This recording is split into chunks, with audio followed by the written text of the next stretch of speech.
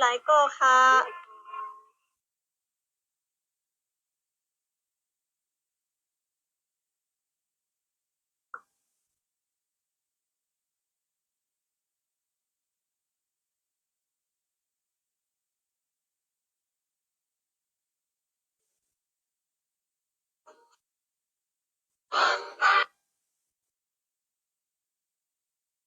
ไปส่งค่ะ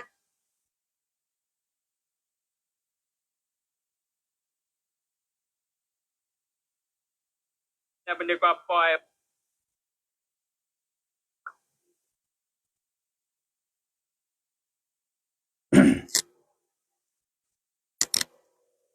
มาสงค้ามาสงพ่อแม่พี่น้องผู้ร่ำเรียนกูก็ผู้คนข่าวเนาะมาสงค้า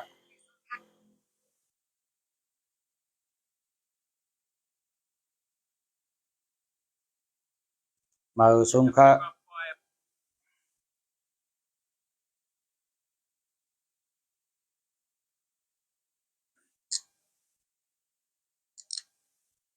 มาสงค้ามาสงพ่อแม่พี่น้องผู้คนข่าวเนาะมาสงค้า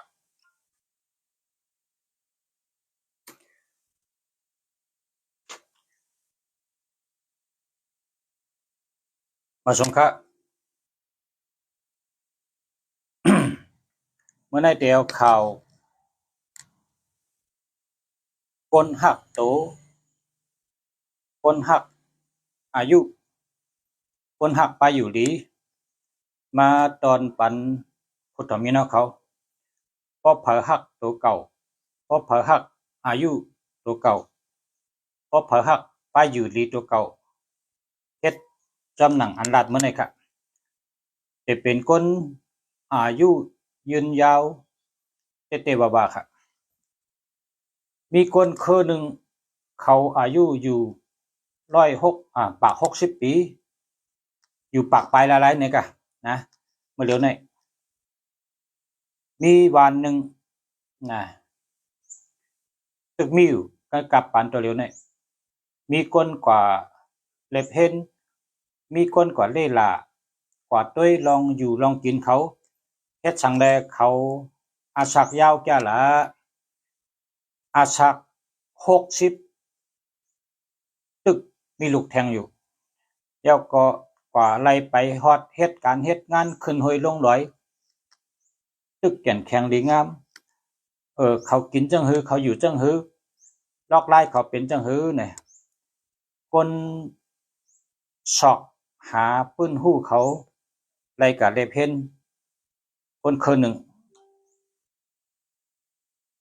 คนเคยในอายุยาวหรือเปิ้นนะลุมพระเมื่อเร็วนะครับกำในคนอันก็อยู่กึดสร้างถังเศร้าให้ได้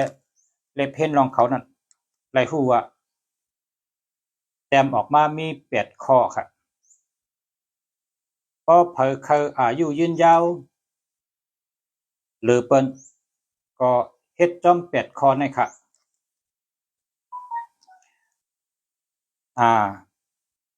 ลายอายุยืนยาวหรือเปิ้นข้อที่1ครับ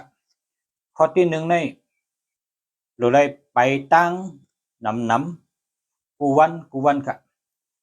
ไปจำก็เลยไปไกลก็เลยไปอยู่ตาเชไปไล่นำก็หือดีกันนั่นครับเพราะว่าการไปตั้งนี่มันเฮ็ดให้เรือเท่ากูปอดตอนเนอตัวคิงคนเฮาปุติติมีลองต้งหนึ่งไล่ดีงามครับข้อที่1เฮาไปตั้งนำข้อที่2เฮาโคปันกูวันครับข้อที่2นี่เฮาโคเฮายุ่มเฮาโคนะ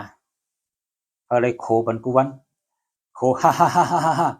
โคเฮก็เลยหรือเลยโคปันกูวันครับก็โคปันกูวันนี่ตั้งเนอตัวเนอคิงคนเฮาอำว่าปอดอำว่าตับอำว่าเตออำว่ามั่มอำว่าออกอำว่าลมนะมันมีถัดสีป้านั่นน่ะเนาะถัดน้ำถัดลิ้นถัดลมถัดไผอันอยู่ตั้งเนอตัวเฮาเนี่ยเขาเฮ็ดการได้ลีเนี่ยครับก็เพราะฉะนั้นเฮ hơi khổ bắn cú văn cả hết thứ có lại rồi hơi đây khổ cái khổ hăng quay có lại cả khổ chấm bẩn có lại không mới khổ nó lúc cắt choi khổ có lại cả khổ có lại quay cả rồi đây khổ cú văn cả nào khổ ngắc khổ thì có lại nè cắm nàyข้อที่3ครับข้อที่3ข้าวยามนอนเนี่ยนอนเจ้านอนรับนะนอนรับหลีให้กินทั้งก็กินไปกะแต่เลยนอนเจ้าแต่เลยนอนรับนะข้อที่3นอนรับหลีนะคำในข้อที่4ครับข้อที่4hơi kín nămอุ่นhơi kín nămอุ่นhơi ngương về năm cắt hơi kín nămอุ่นกินน้ำตั้งแต่ตื่นมากินน้ำ2ก๊อกแล้วก็กินต่อต่อถึงบ่าย2 โมงนะใกล้ๆกินมันจะว่ากินก๊อกเดียวได้เลยมันจะก็ใกล้ๆกินเพิ่นฮ้องว่ากินกำอิดเนี่ยนะก็กินอุตาเสนั่นกะ10 นาที5 นาที10 นาที15 นาทีกินปันนะนำเนี่ยต้องไม่ก็กิน1 วันเนี่ยหรือให้ได้กินบอก8 ก๊อกแก้ว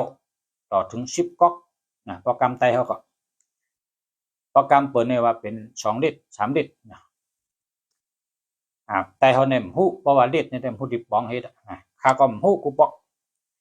ก็ได้ตัวติ๊กๆตั้งไงหู้เอารัดกำไตเขาเนี่ยมอกก๊อกแก้วเนี่ย8 ก๊อกถึง10 ก๊อก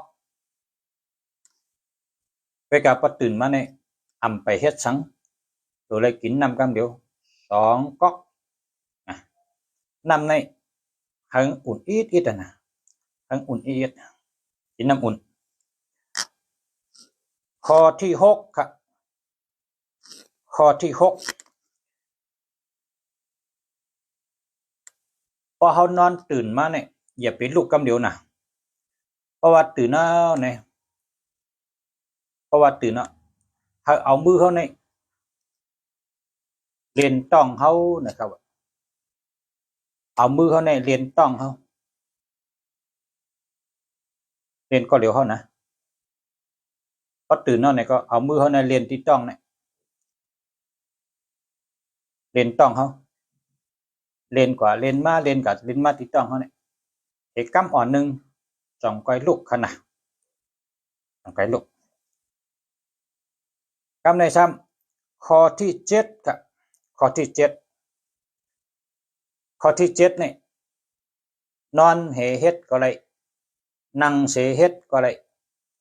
อยู่เจิ้งหือเหเฮ็ดก็เลยด้วยกะในข้อที่7เนี่ยลำลองหรือเปิ้นหรือได้ถอยใจเขายาวถอยใจเขาลึกถอยใจให้รวมเขาเตรียมปอดนะวะถอยใจเขายาวพอถอยใจเขายาวให้กันใจไว้นะถอยใจเขาในให้นับ1 2 3 4 5 6 7กันในเขากันใจไว้1 2 3 4นับ1 ถึง 4กับนี้พอเขาเตรียมปล่อยออกรวมนี่ก็ให้นับ1 ถึง 8ว่ะ1 2 3 4 5 6 7 8อันว่าเนื้อเจอกันก็รวมเขาในจังไงปล่อยออกหมดพอถอยใจเขาต้องในให้ป้องขึ้นเหมือนจังหมักป้องลมแบบพอถอยใจออกในก็ให้ต้องเขาในแวบลงกะเหมือนจังเอาลมออกนั่นแบบป้องลมนั่นแบบนะถอยใจเขายาวเก็บลมไว้ในปอดเต็มกันใจไว้แล้วก็ขึ้นปล่อยออกแค่นี้เฮ็ดหมอกเฮ็ดกวนนะเฮ็ดหมอกให้10 กรัมหนึ่งเนี่ยว่าเฮ็ดหมอก10 กรัม15 กรัมก็เลยเฮ็ดกำอ่อนกันก็ถอยใจเขายาวแล้วก็กันไว้แล้วก็ถอยใจออกยาวๆกำในข้อที่8 ข้อที่แปดข้อที่แปดนี่กังเนอเจ้าแหลดออกหรือเลยตากแหลดกูวันนะครับว่ากังเนอเจ้าแหลดออกมาเนี่ยหรือเลยตากแหลดกูวันเซมกาเพราะว่ากลางวันติดตกกลางวันโอนเอาเนี่ยก็เขาขึ้นกับตากแดดทั้งกำบอกว่ากำไตเขาก็ว่ากลางเนอเจ้าปอกหนึ่งโผคำไว้บ้านปอกหนึ่งเขาตากแดดแดดอ่อนๆแดดอุ่นๆกลางเนอเจ้ามีวิตามิน D3 นะครับเพราะว่ากลางคำเนี่ยตากก็ตากกลางเนอเฮงเลยเพราะว่ากลางเนอนี้ลำลองใน8ข้อนะครับมี8ข้อสั่งว่าพอมีพี่น้องเขาก็เลยแหละเขามีอายุยืนยาวหรือเปิ้นอยู่ลีกมีแห้งแข็งแข็งหรือเปิ้นนี่ก็เฮ็ดจอม8ข้อในคันนะมาสุงค้าบ่มีพี่น้องเขายันสู้ครับบ่มีพี่น้องผู้ทำยินอยู่ลีกินหวานเฮ็ดกันขึ้นอย่างมาสุงอายุยืนยาวกูเจ้ากูเกาะกูคนใจกำขามาสุงค้ามาสุงค้า